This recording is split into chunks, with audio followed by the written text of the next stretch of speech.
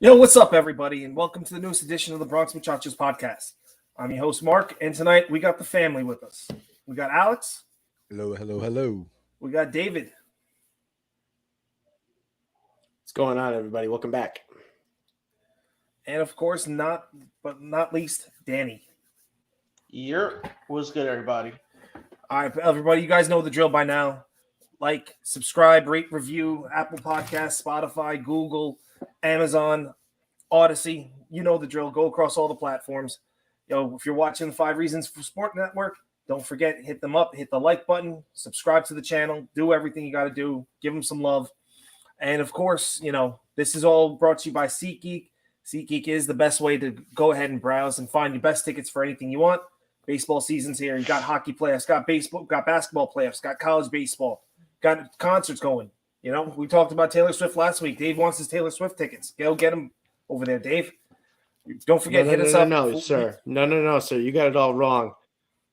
I went to go see Shinedown last Friday and used our promo code Shinedown and 3 Days Grace is who I went to go see.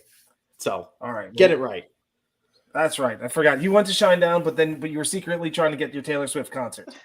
But as he said before, use the promo code. Resell for $10,000 a piece. You bet. Exactly. I didn't say you were going. I said you wanted the tickets. All right, but don't forget, use our promo code Bronx Muchachos, all capital letters. Get your discount on the first order you do. Boys, Yankees split with Minnesota, and we took 2 of 3 of the Angels. How we feeling? Fam? Take it away, boys. How we feeling? Good, very good. Clay Holmes, had he blown another save, was like 2 inches away from being like a Chad Green in my book. But I'm gonna let that slide. I mean, we could have won 3 out of 4 from Minnesota. We could have won. Obviously, we did win this series against Anaheim. But we gotta get Clay Holmes right. I'm gonna start off with that a little bit. But beyond that, we took care of business against teams that came in. Minnesota is a good team, and they're not the same Twins that we've been seeing forever. This is a different type of team. They came in hungry. Correa had a really good series, but Yankees still overcame that and split that series. One of the last 2 games, 2 games they actually really needed to win to kind of just prove to themselves, like, hey, we're still the New York Yankees, and these guys are still the Twins. The Angels for a long time, well, at least in the early 2000s, were the bane of our existence. But obviously that's changed. Seeing Ohtani and Trout come in, kind of dominate game 1, was cool to see for them. Like, all right, like that's what they're supposed to do. But once again, the Yankees showed their resilience and won today in a laugher, won yesterday. So it's a good homestand. We got the Blue Jays coming in next. I'm looking forward to us beating down Alek Manoah and the rest of those guys over there and the pretenders of the East, who I think, may win the East. But they're pretenders right now. I hate them. Let's go. Let's go Yankees all day. Damn. Go for it, Alex. What you got? Hot. Shots fired over there by Danny. I gotta say it right now. But no, yeah, like he's right. We know what we're Yankee fans, everybody. Like, let's be real. Like, when it all comes down, all we care about is winning series, or worst case scenario, splitting a series. And the Yankees have been doing that. They've been winning series and splitting a series. So we're doing exactly what we did last year. We're moving the correct way. And hopefully, and this is with injuries going on right now. So that's great. The injury bug is hitting us, and we're still doing what we got to do. It's not like last year, the injury bug hits us and it's the middle of like August or July, and it's like, yay, where are we gonna go? So we're at the right track right now. Let all the bad juju happen right now and move on. And when it comes to as Danny says, the pretenders of the North or the wall, whatever they are, it's like, yeah, we're gonna show them why we're King's Landing. How about that one? I got you. Game of Thrones. Good references right there. Good reference. What about you, Gilly? What you got? I'm right on board with everybody else. Minnesota is a hungry team this year. They got a lot to prove, and they they will beat you if you give them an opportunity to beat you. We saw that with the Johnny Brito game. Granted, Brito's an inexperienced pitcher at the major league level, but it just goes to prove that if you make a mistake, they're going to make you pay for it. And they did. The game was 9-0, 2/3 of an inning into the game. And Colton Brewer came in had to salvage that. But yeah, I mean, we took care of business, split with Minnesota, so I'll take that. And we haven't lost the series all season long. This afternoon was awesome. 5-0 in the first inning. That's really what you want to see. And yesterday was a sloppy game, but they got the win, so that's all that matters. There's no way Gio should hit that ball off Wandy. That thing was in the dirt. The fact that Gio went and golfed that thing out was just incredible. Good hitting on his part. And then the first game of the series was a laugher, like Danny said. But it's still early. Guys are still trying to find themselves and get settled in and get acclimated. But I think they'll be fine. 9 straight series wins. Well, unless you want to call the one with Minnesota a draw, you get 8-0-1. So, not too bad. Yankees are 10-0 right now in games where they either win or lose a series. So, that speaks for itself right there. They're winning series even on the last day. They're not necessarily sweeping people yet, but that has a lot to do with Clark Schmidt and his incompetence so far this year, the up and down nature of home run and Brito's clunker. But once we get Sevy back, once we get Rodon back, which there's news on Rodon, we'll probably talk about a little bit later. But once we get those type of dudes back, like winning series is gonna start turning into sweeping series, and splitting those 4-game sets may turn into like winning 3 out of 4 and even sweeping those with the starting pitching that we have. Dave, you touched on it a little bit right now, but Trevino put it at that 5 spot early on was just a huge thing for this offense. Like, we haven't been doing very well with the runners in scoring position, but to do it against a guy like Patrick Sandoval, who came in really hot. I think he, in his first couple starts, only gave up 2 earned runs. So coming in against a hot pitcher and putting up a 5 spot on a getaway day for the Angels was a huge deal.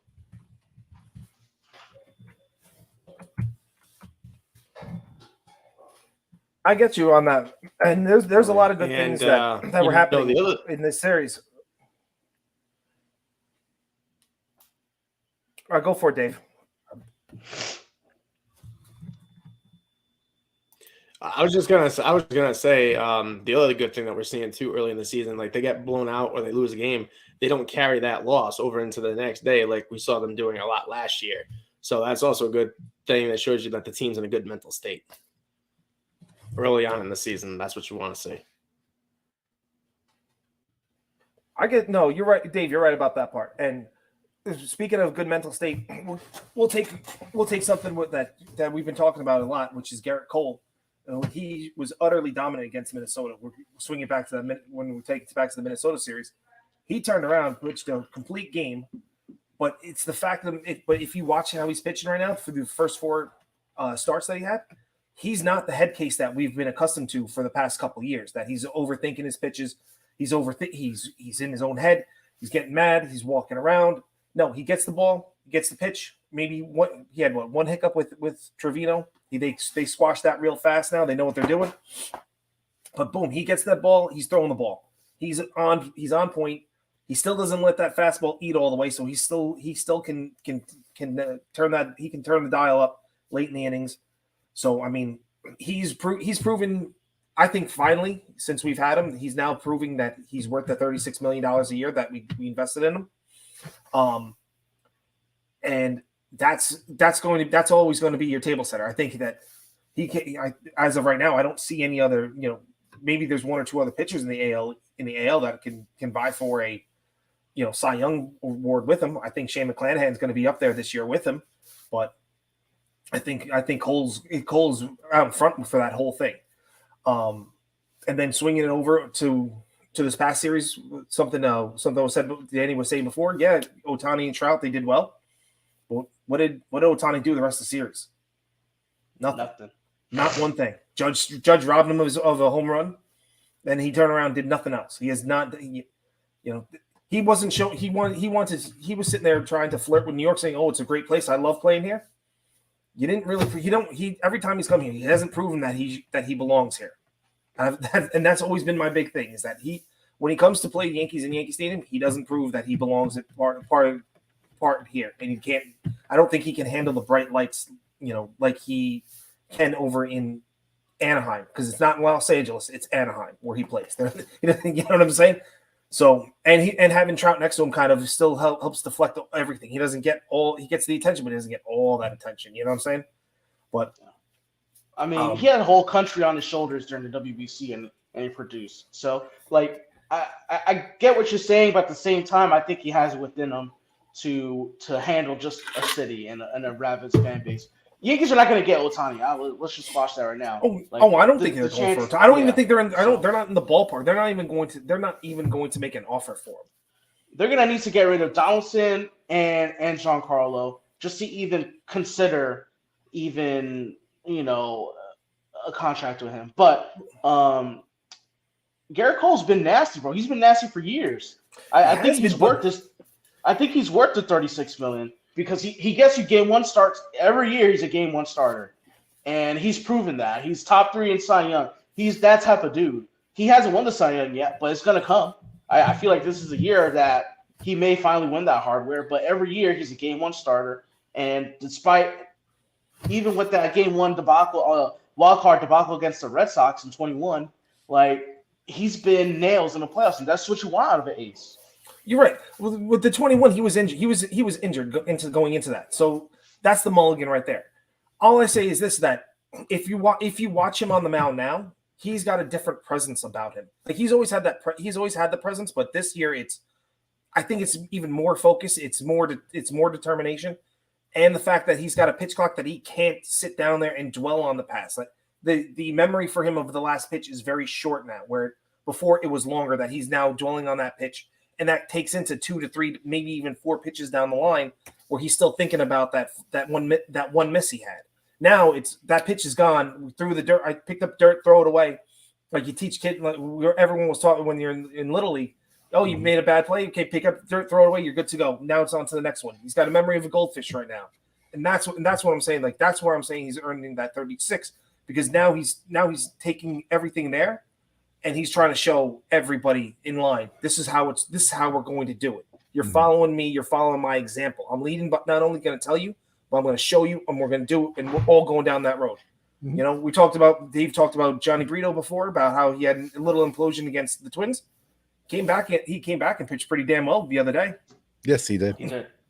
So I mean, I still want to see that slider improvement from Johnny Brito.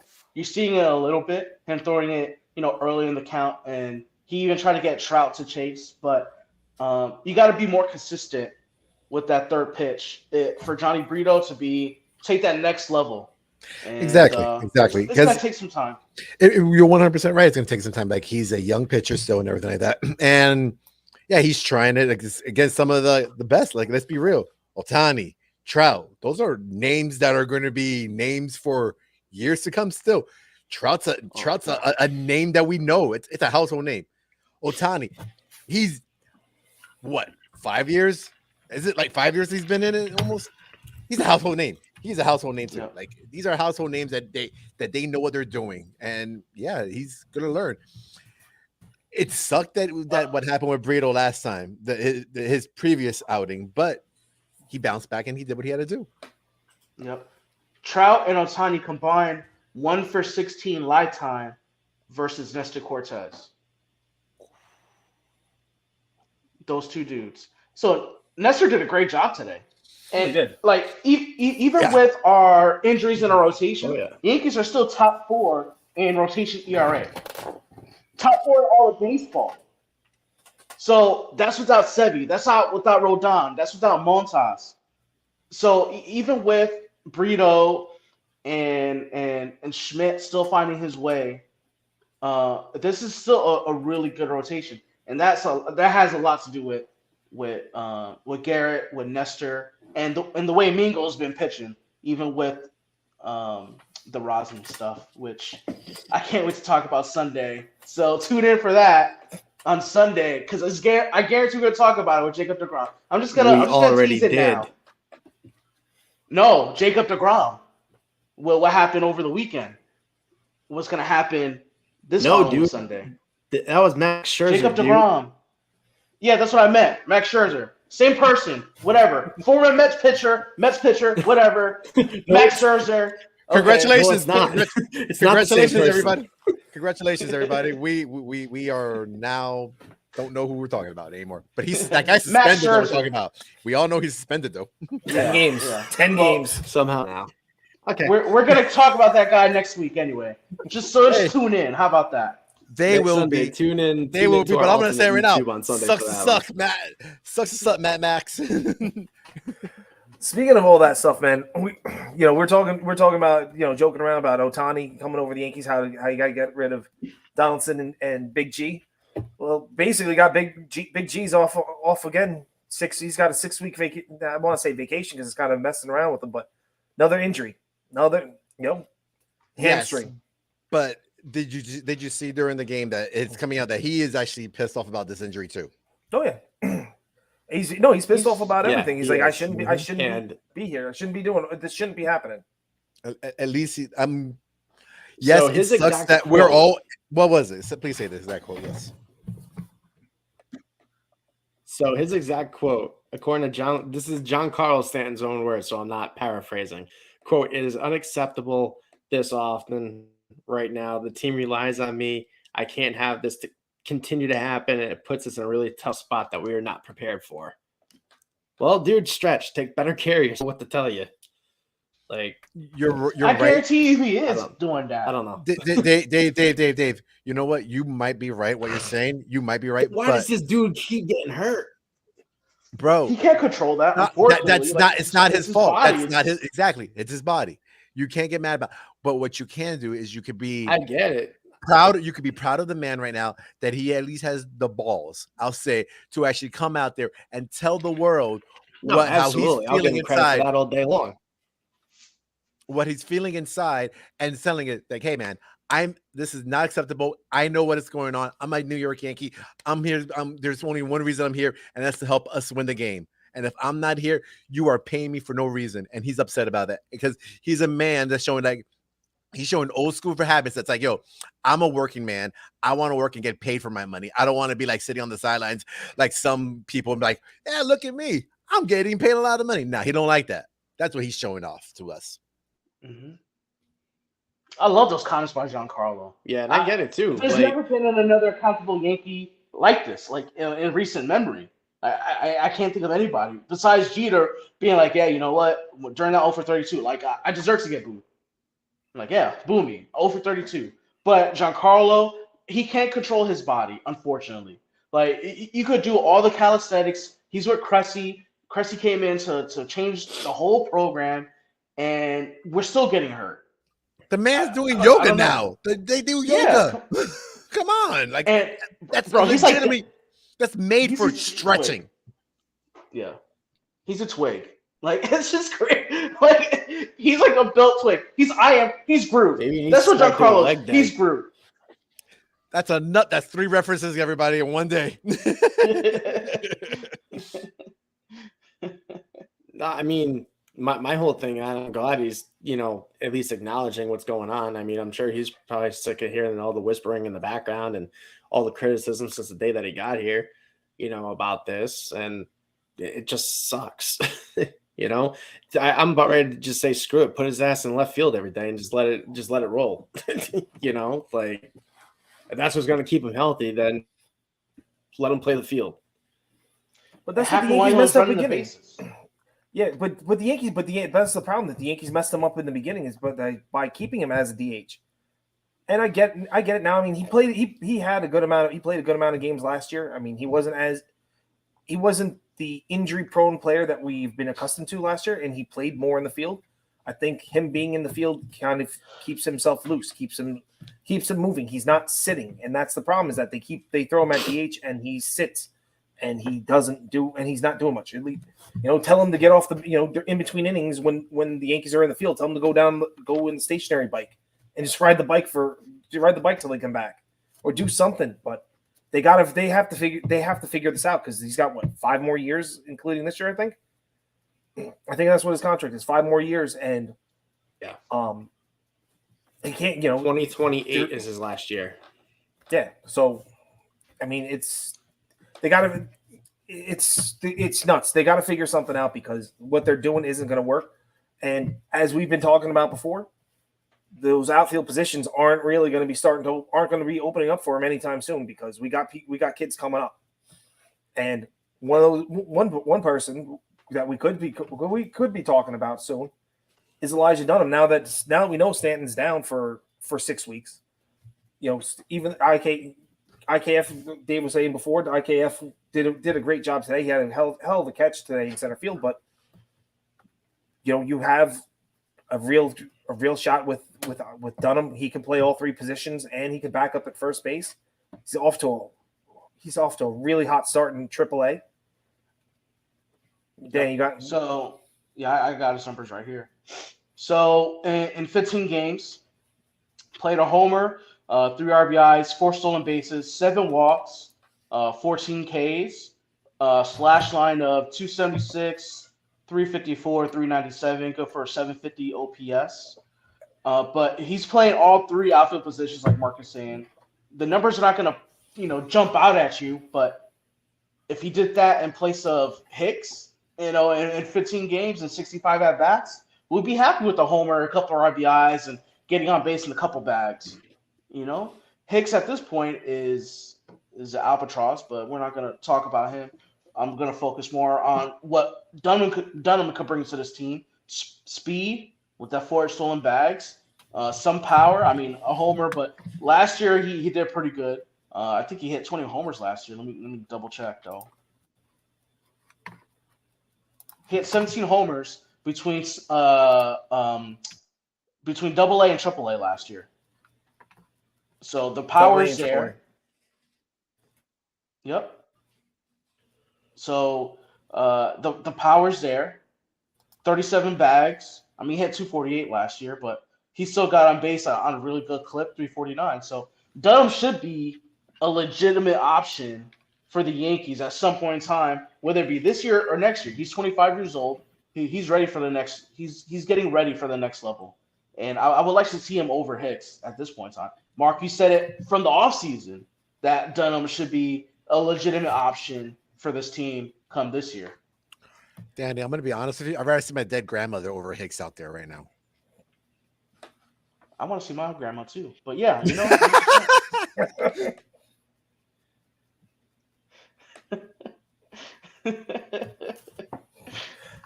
Wow, that took a sideways turn.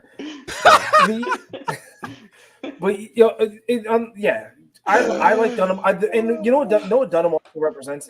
It's a throw. Dunham's also the throwback too. He's a blue collar. He's a dirty jersey kind of guy. Not in a dirty jersey like dirty jersey, but dirty jersey is in like he's going to be diving for the ball. He's gonna have grass stains all over himself. He's gonna have the dirt from sliding. He's gonna do all that stuff. So that's why he's that type of dude that you kind of need on the team. And he seems like that kind of glue piece too, that he can bring some of the guys together. And not for nothing, when we spoke to Brandon Lockridge last year, guess what? Lockridge was always saying that him and Volpe, those two dudes were not going at it in a bad way, but they were just pushing each other and trying to elevate each other as they played and as they were doing drills. Like rivals, they were rivals, but in a good competition, rivals. Like the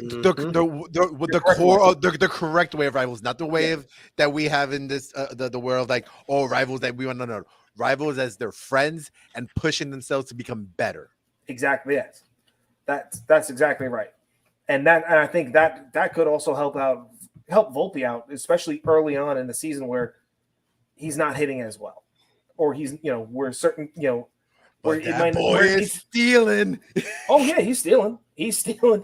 But you know what? He's still getting on base and stealing bases, man. he's not hitting right now, but well, no, he's hitting right now. He's hitting now. Over the past 5 games, over the past 6 games, he's had like a 3-0. He's had a 300 batting average. His average is over 200. Yeah, and let's be real, and let's also be real. Like he's been keeping that eye on the ball. He's when he's up there, I am not worried about him swinging at a bad pitch. His eye is like No. at veteran level eye in a way that he's just taking pitches. 16.9% walk rate. You know what I for found Anthony Volpe. myself? No, Like, and Danny, you're the right. minute- You're right. and the All- minute- all I'm trying to say is that having somebody really good, really close to him up there will help elevate him and get him even more comfortable than where he's at. That's we're not going to deny that. He's third on the team in WAR right now. Even with the 4 for 31 start, even with hitting 200, the defense is there, the base running's there. He's impact, and this is what we've been saying. We've been saying this since last season. Whenever we spoke about Anthony Volpe impacts the game in more ways than just offense. Mm-hmm. He plays solid defense. He's gonna get you a bag. He's gonna get on base. He impacts winning every day, and we're seeing it now. And I love it. And we have a shortstop making. I love the fact I love the fact that he's number one now. He's lead off. I love that he's leading off. Yep. That it's him going up, and then it's come to the fact now that yes, they're all talking about, oh, he's not going to steal as much. No, he isn't still steal with Aaron Judge being there, because Aaron Judge is probably like, do what you got to do out there in first, get inside that pitcher's mind, so that way that pitcher makes told mistakes, him to. I'm going to bring you home.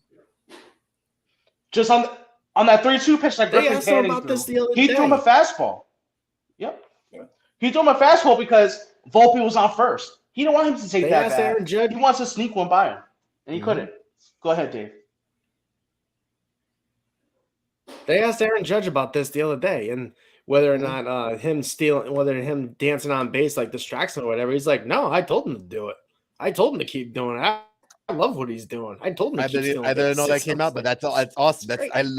That's how I would have been thinking the same mindset too. So that's awesome that he has that mindset. That was in the post game. You know what I love today last too? night. I loved that Peraza in the post-game last night. Peraza and Volpe today playing the middle infield. Bro. Tell me how that whatever Volpe couldn't get to, Peraza was right there grabbing it.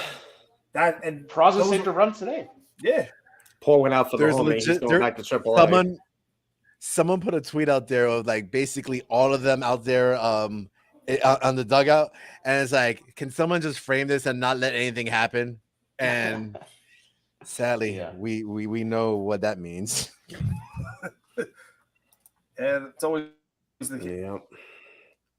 pouring out for the homie. He's going back to AAA because Josh Donaldson just got activated. You know, speaking of infielders, there's another guy.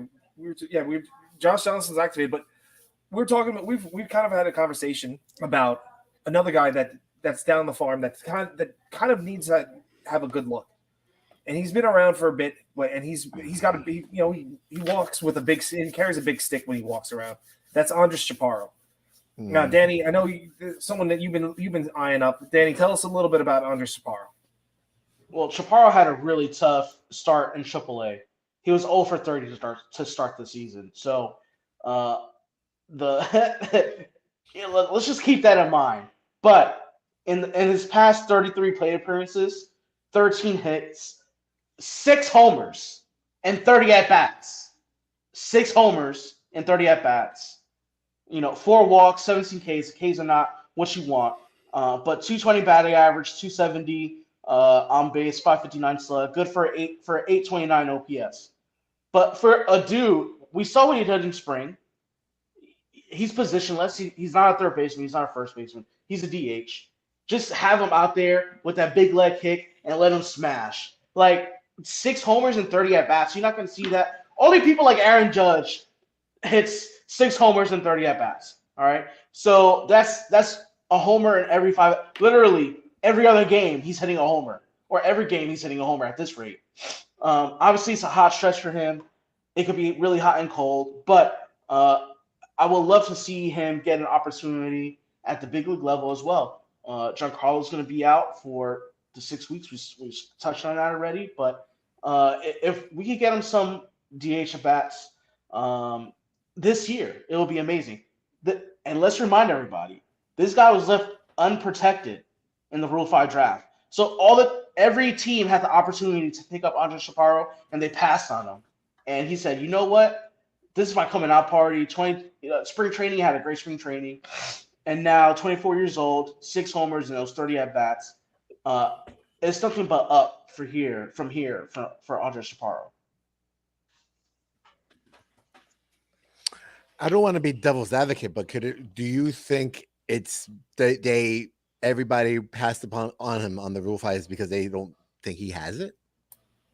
The strikeouts are the big thing, and positionless. Yeah, So, the Yankees had him at third base for a while, but he kind of has the fill for more of a first baseman. Mm-hmm. So I mean, and it's the defense. I mean, if he can handle it at first base, then great. But I mean, you're really not going to you don't want to have to protect a first baseman that you're still iffy on.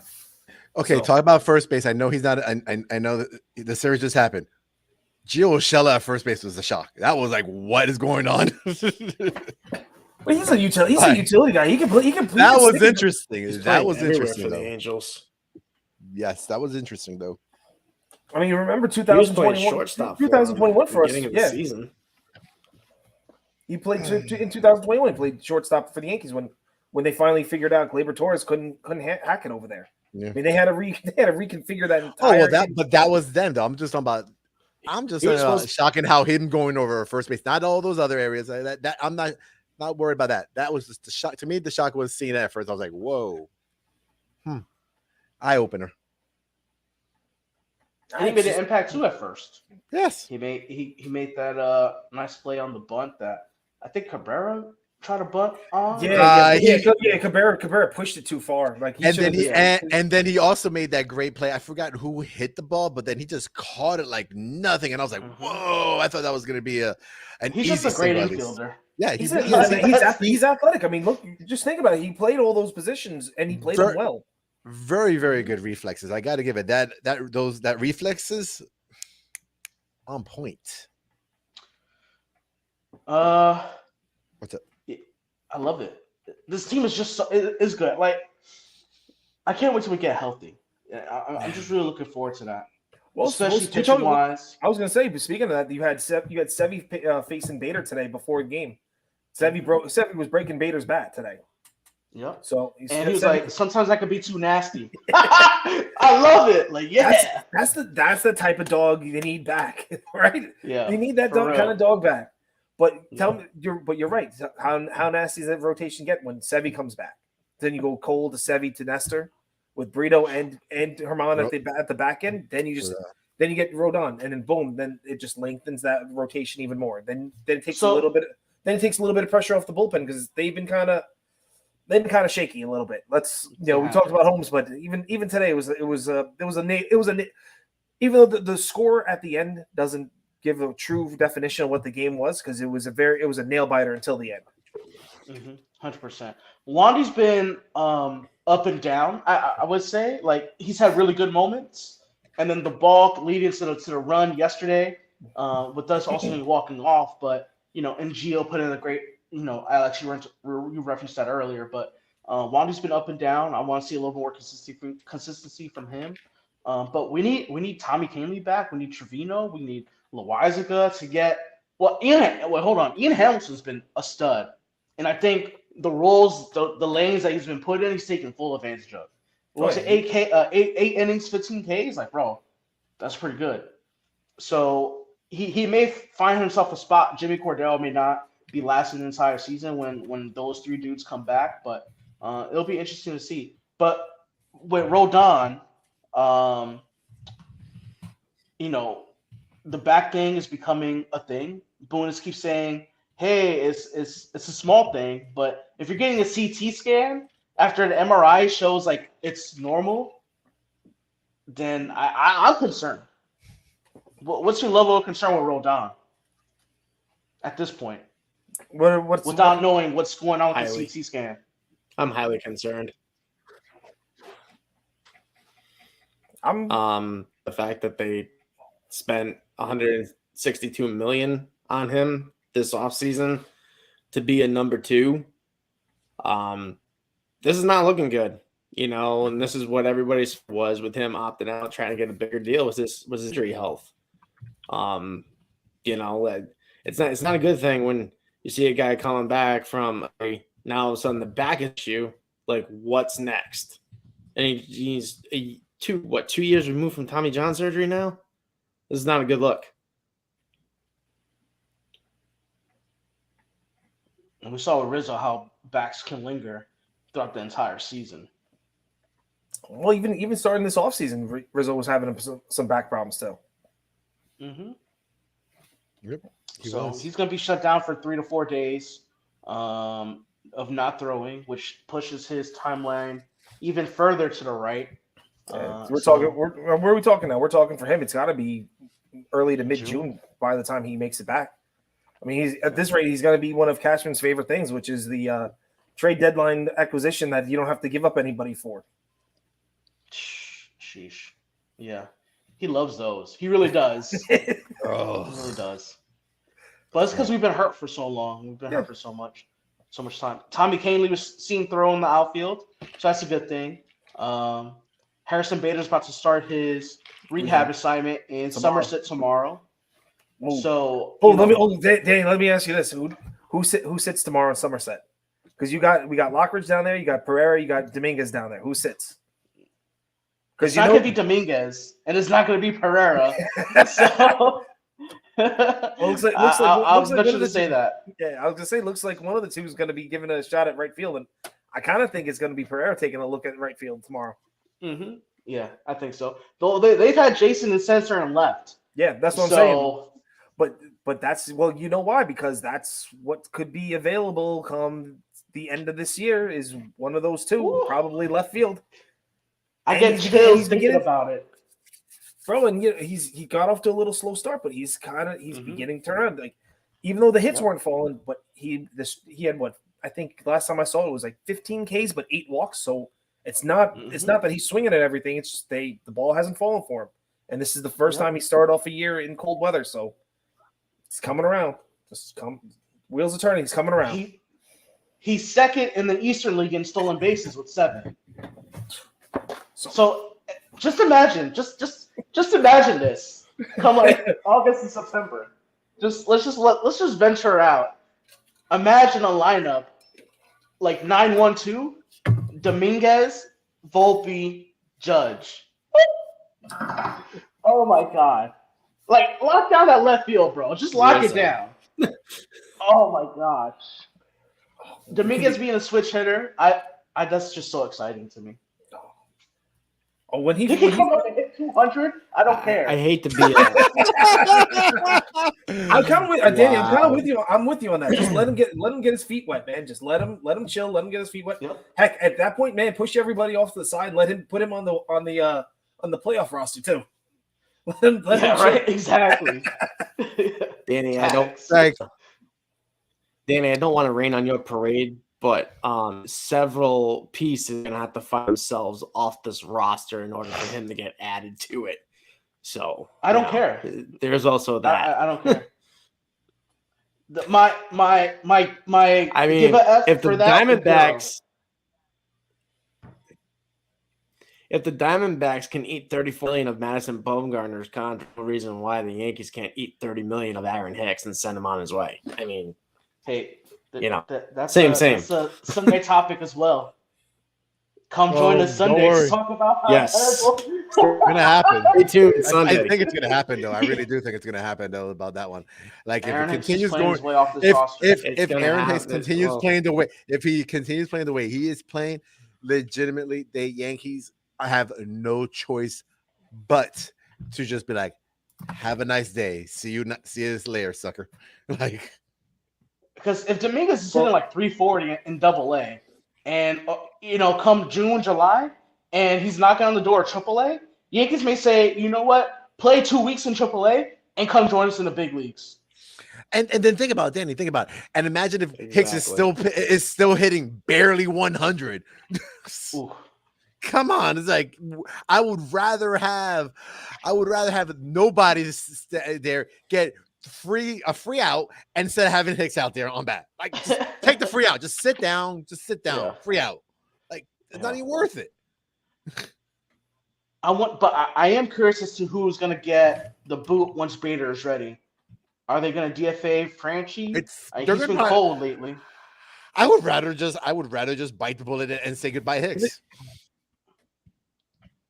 That's a tough one. Well, they don't for me forget to they say still right got to. now. Well, they're bringing. They just brought up Donaldson, so someone's got to bite the bullet right now too. They got to send somebody down. They brought up Hicks. They got brought up Donaldson. Oh, we know who that's gonna be. Yeah, it's gonna be Peraza, unfortunately. Like he did impress me. Like the play discipline, homie. the athleticism. It was really nice to see.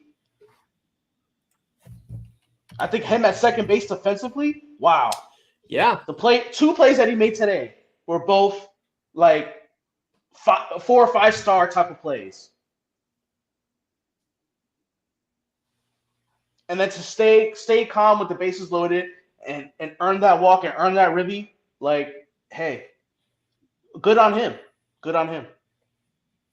Yo, Peraza's a legit player, man. Like that. I've always said the defense covers anything that he lacks on the offensive side, and you saw it. Yeah. You saw it today. How he was getting to the balls and he was making plays on defense.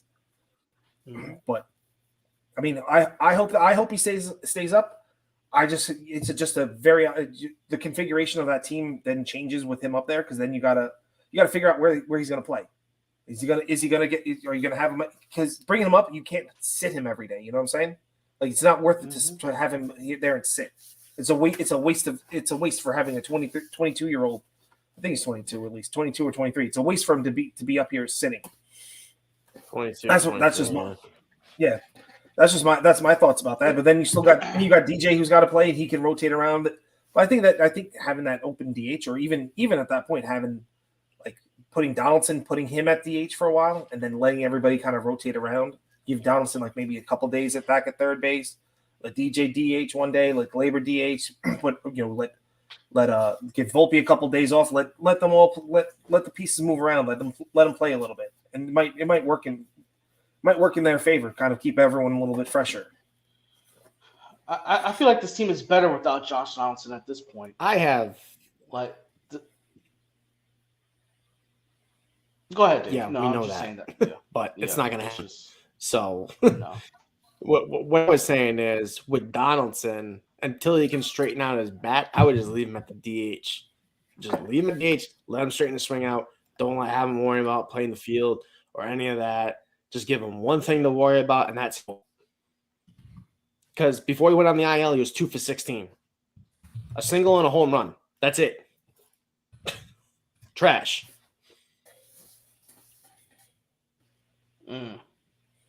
Listen, nobody's taking his contract unless they turn around by June 1st and then decide to DFA him on June 1st. You know, you got that. Then you got what you were talking about Aaron Hicks kind of kicking him off.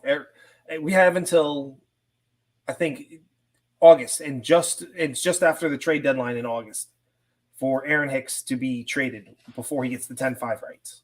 So that should be right there. You know, one of the more pressing topics or pressing issues that Cashman has to do is try to figure out. I don't care if you get a player to be named later. Just move the money and move Hicks along with it. Or take nothing. I don't care if he gets nothing back for it. Give me a bag of chips and a bag of rosin for him, and boom, take Hicks and they're eating the money along. Throw in Higgy and IKF as a sweetener. Then the Yankees will lose you on that deal. Yeah. We're gonna need a new still center field. I mean, go to the clubhouse and see what the Yankees need upgraded and trade that for Hicks. They need a new washing machine. Hey, right. I think the other teams will balk at that too. Maybe they'll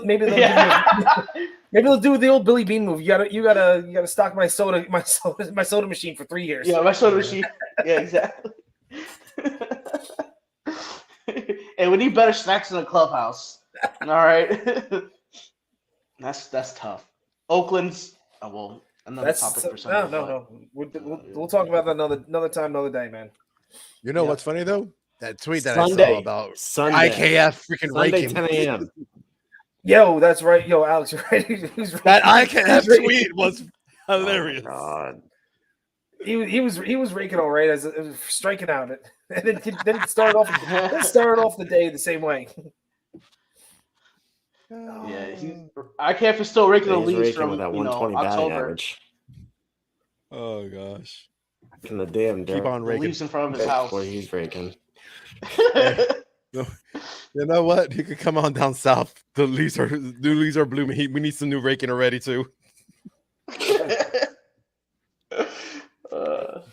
Good times. He came up good today, so. But okay, Yeah. Dave, do it. So that's gonna do it for us tonight. Wish everyone had checked in tonight. No one checked into the chat. For everyone listening across the pond and overseas, we thank you for listening. We just went up to 1% overall audience in Canada, so we went up a percentage point. So good on you, Canada. Jumped the chart in Spain and Chile and Puerto Rico as well. So good sign there. Don't forget SeatGeek, Lids, get your merch, get your tickets, go to our merch store. You can't get these jerseys there. Wish you could. That'd be dope. But you know, get in contact with us. We'll hook you up. We have our own merch store, so get some t-shirts, get some hoodies.